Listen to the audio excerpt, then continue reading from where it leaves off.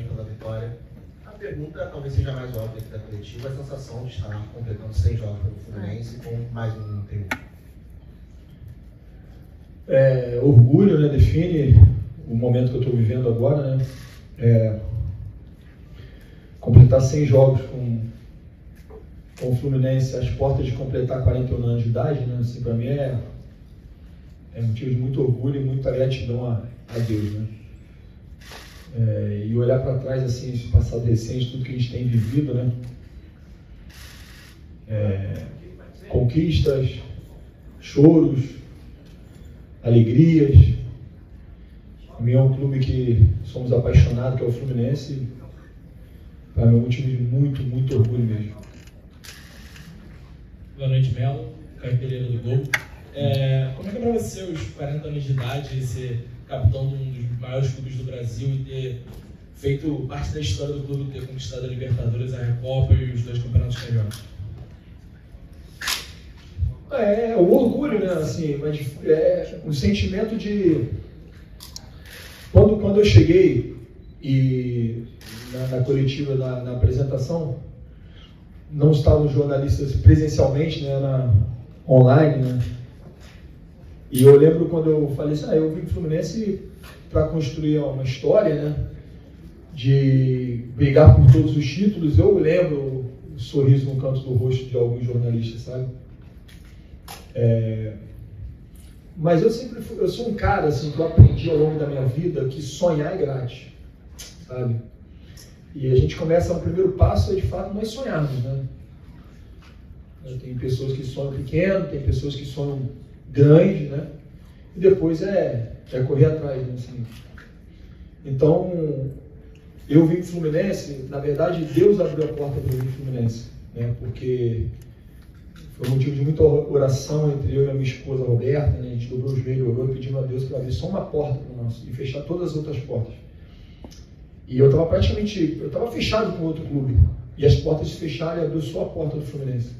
Então eu vim para cá com uma certeza muito grande de construir uma grande história no clube, né? De tentar dar ao clube aquilo que ele ainda não tinha conquistado, que era a tão sonhada Libertadores e posteriormente a Recopa, né?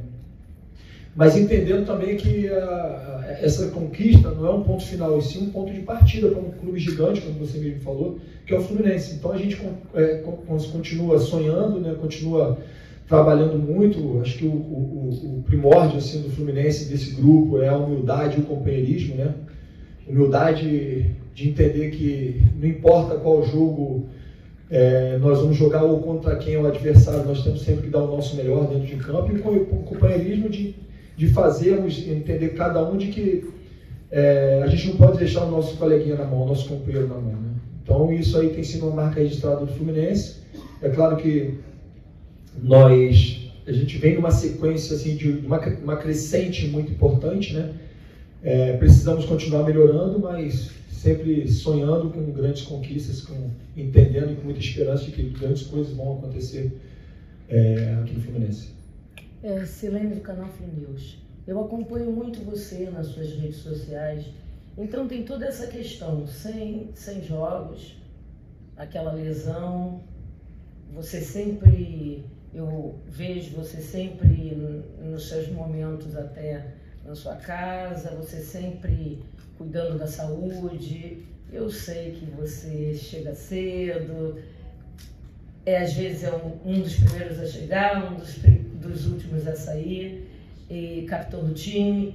Eu queria que você falasse essa questão, às vezes as pessoas ficam, 40 anos, isso e aquilo, e às vezes, como eu vi no jogo do Colo-Colo, como eu vejo em várias oportunidades, às vezes um atleta da sua idade dá banho em muitos outros.